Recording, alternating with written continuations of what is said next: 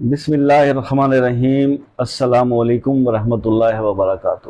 دوستو، پیش خدمت ہے رزق کے بند دروازے کھولنے کے لیے سورہ مزمل شریف کا یہ وظیفہ۔ رزق کے بند دروازے کھولنے کے لیے سورہ مزمل کا یہ بہترین وظیفہ۔ سورہ مزمل کا وظیفہ میں پہلے بھی رزق کے بارے میں بیان کر چکا۔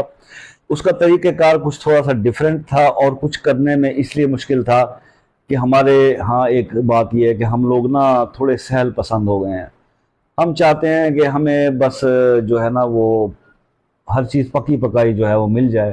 ڈسپوزیبل کا دور ہے، محنت ہم سے ہوتی نہیں ہے۔ لیکن بہرحال آپ لوگ ماسٹر لوگ ہو جی، ہم تو آپ کہہ رہے ہیں نوکر کی تو نخرہ کی۔ آپ لوگوں کے کمنٹس آئے، ہم نے اس کو دیکھتے ہوئے کہ جناب چلیں ٹھیک ہے، اس کو تھوڑی سہولت کے ساتھ اس کو بتا دیتے ہیں تاکہ وہ انسان جو ہے صبح ایک دفعہ پڑھ لے سورہ مزمل کو، ایک دفعہ شام کو پڑھ لے، اور اس کے لیے رزق کے بند دروازے جو ہے وہ کھل جائیں، اللہ پاک راضی ہو جائیں۔ تو اس کے لیے پھر یہ وظیفہ جو ہے اس کے بنانے کی، اس ویڈیو کی جو ہے وہ ضرورت محسوس ہوئی، کیونکہ اس سے پہلے جو میں نے وظیفہ سورہ مزمل شریف کا بتایا تھا وہ میں نے یہ بتایا تھا کہ اگر آپ کے پاس کاروباری آپ حضرات ہیں اور دکان پہ رش نہیں ہے گاہکوں کا، یا گاہک کم آ رہے ہیں، تو obviously آپ سارا دن وہاں بیٹھے ہوئے ہیں تو مکھی مارے نا، تو آپ کو کچھ مل تو نہیں رہا۔ تو آپ کچھ ایسا عمل کریں کہ اللہ پاک غیب سے قدرت سے گاہک بھیجے، کسٹمر آئیں گے، سیل ہوئے گی، آپ چار پیسے لے کے گھر میں واپس آؤ گے، آپ کی خوشحالی کے دن آئیں گے آپ کے۔ تو اس کے لیے سورہ مزمل کو پڑھنے کے بعد اس کی ایک آیت کو سارا دن شاپ پر بیٹھ کر ریپیٹ کرنا تھا، اور پھر جب شاپ بند کر کے واپسی پہ آتے ہیں ہم تو اس ٹائم پہ اس وقت اس کو سورہ مزمل کو مکمل کرنا تھا، اور اس کے بعد آپ نے دکان کو کلوز کرنا تھا۔ لیکن یہ کیونکہ ایک ڈیفیکلٹ کام تھا سارا دن ایک آیت کا ورد کرنا، تو طریقہ تو آلموسٹ وہی ہے، لیکن اب اس میں تھوڑا سا نا اس کے مطلب اس کو پیٹرن کو چینج کر دیا گیا۔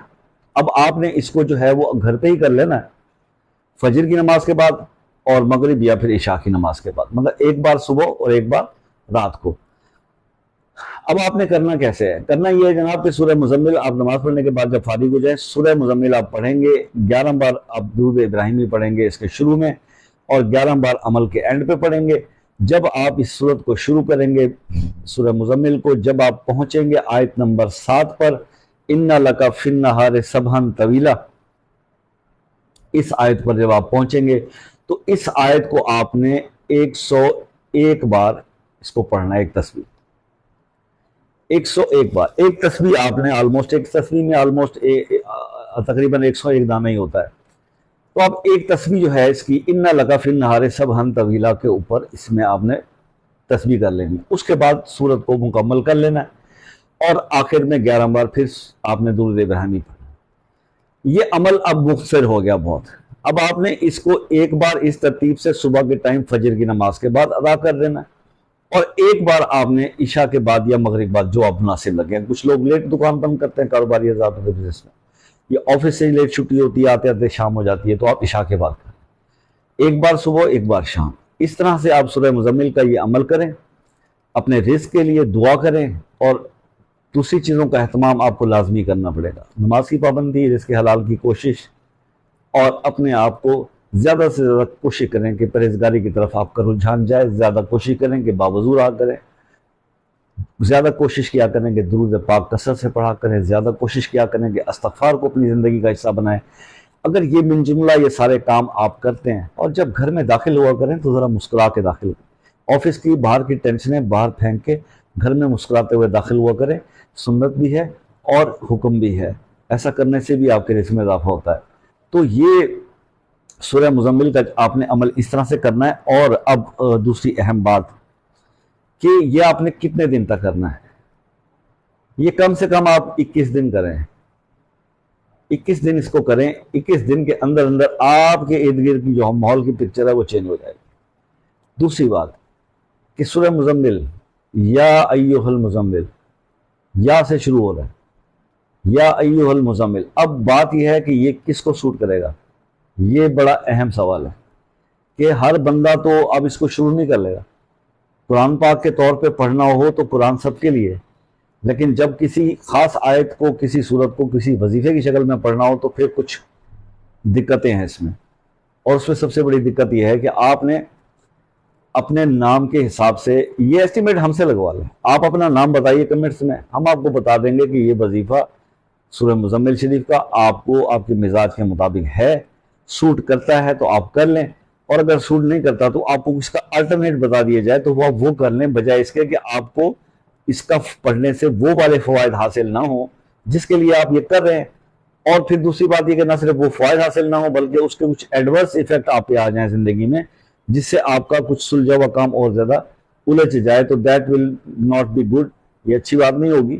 تو ہم لوگ تو بہتری اور اچھائی کی طرف کوشش کر رہے ہوتے نا, کسی کو عمل یا وظیفہ بتانے کا یہ مقصد تو نہیں ہوتا کہ وہ اور زیادہ پریشانی کی طرف چلا جائے. پریشانیوں کے حل کے لیے ہی بتایا جاتا ہے. اب اس میں صرف یہی احتیاط آپ نے کرنی ہے کہ وہ وظیفہ آپ کے مزاج کو سوٹ کرتا ہو, that is the important thing. اور اس کے بعد دوسری بات جو اہم ہے وہ یہ ہے کہ وہ وظیفہ جو ہے آپ جب کر رہے ہوں تو پھر آپ دوسرے فرائض, مطلب وہ ایک فکرہ میں بولا کرتا ہوں, کافی لوگوں کو پسند آیا, کہ جب فرائض پورے ہوں تو وظائف میں رزلٹ ملتا ہے, جب فرائض پورے ہوں تو وظائف میں رزلٹ ملتا ہے. تو فرائض کی طرف تھوڑی سی توجہ جو ہے وہ آپ کیجئے کہ فرض جو ہے ہمارے پورے ہوں گے تو پھر آپ کی نفلی عبادات کا آپ کو ثواب ملتا ہے, اللہ تعالیٰ راضی ہو جاتا ہے. اللہ تو ہر اس بندے سے راضی ہو جاتا ہے کہ جو ایک بار سچے دل سے اللہ کے سامنے اپنے آپ کو سرنڈر کر دے اور توبہ کر لے کہ اللہ پاک جو مجھ سے آج تک کی زندگی میں ہوا ہے اس پر مجھے معاف فرما دیں. آگے میں انشاءاللہ آپ سے آپ کے دی ہوئی طاقت سے وعدہ کرتا ہوں کہ میں کوشش کروں گا اور میری مدد کریں کہ میں اندر سے گناہ نہ کروں. مجھے راہ ہدایت عطا فرما دیں, مجھے جو ہے وہ رہنمائی اور صراط مستقیم عطا فرما. ٹھیک ہے, تو یہ جو صراط مستقیم ہے اس پہ چلنا اتنا آسان تو نہیں ہے, مشکل کام ہے نا. تو اس کا انعام کتنا بڑا ہے. جتنا بھی زندگی میں کوئی مشکل آپ کو آتی ہے, پریشانی آتی ہے, اس پہ جب آپ صبر کرتے ہیں نا اور تحمل سے اس ٹائم کو پاس کرتے ہیں, اس کا انعام بھی اتنا بڑا ہوتا ہے. یہ ذہن میں رکھیے گا. یہ دنیاوی طریقوں میں اگر آپ نے دیکھا ہے کہ ایک عام آدمی کا اگر آپ کوئی کام کر دیں تو اپنی حیثیت سے بڑھ کے انعام دیتا ہے, تو رب کے بارے میں سوچیں کہ اس نے آپ کے لیے کیا انعام سوچا ہوا ہے. اگر آپ اس کے بتائے ہوئے ضابطوں کے مطابق اپنی زندگی کو گزارتے ہیں اور اپنی زندگی کو یہاں پر تھوڑا سا اگر آپ یہ نہیں کہ ٹف ٹاسکنگ دیتے ہیں اور ایمان, پرہیز اور تقوی کو اختیار کرتے ہیں, تو پھر اس کا رزلٹ جو ہے وہ اللہ کی ذات کے پاس بہت بڑا ہے. اور اسی رزلٹ کے لیے یہاں پر اس دنیا کا ہر انسان کوشش کر رہا ہے. جس سے پوچھ لو تو وہ کہتے ہیں نا کہ ایک وہ بات بنی ہوئی ہے کہ جی جنت میں جانے کا تو ہر کسی کو شوق ہے, مرنے سے ڈر لگتا ہے. مرنے سے ڈر اس لیے لگتا ہے نا کہ کنڈیشن ایسی نہیں ہے, تیاری نہیں ہے. مطلب یہ ہے کہ جس سفر پہ جانے کی تیاری نہ ہو تو وہیں جانے سے ڈر لگے گا نا. تو اپنی تیاریوں کو بھیا شروع کریں, کیونکہ اس سفر کی ٹکٹ کا کوئی پتہ نہیں ہے کہ کب کنفرم ہو جائے. ٹھیک ہے, یہ ہمیں بتایا نہیں گیا. اسی میں ایک ساری مسٹری چھپی ہوئی ہے. یہی امتحان کی جگہ ہے, اسی کو ریئل ایگزامینیشن کہتے ہیں. زندگی اصل امتحان ہے. سارے باقی امتحان جو ہے وہ فالس ہیں. یہ سب سے بڑا امتحان ہے کہ آپ نے ایک ایسے ٹریول پہ جانا ہے جس کا آپ کو پتہ نہیں کہ ٹکٹ جو ہے کس وقت کنفرم ہو جائے گی. بس اتنی سی بات ہے. تو تیاری تو ہر وقت رکھنی پڑے گی نا. بہت سارے ایمان والوں کو دیکھا ہے جو اپنی زندگی میں اپنا کفن جو ہے وہ لے کے رکھتے ہیں. اللہ تعالیٰ سب کو توفیق عطا فرمائے جی کہ وہ اپنے آخری سفر کی تیاری کریں. دنیا میں تو جو کچھ ہے وہ مل ہی جانا ہے, آگے کا جو ہے وہ منزل بھی اللہ پاک آسان کرے. تو ملتے ہیں پھر نیکسٹ ویڈیو میں, تب تک کے لیے اللہ حافظ.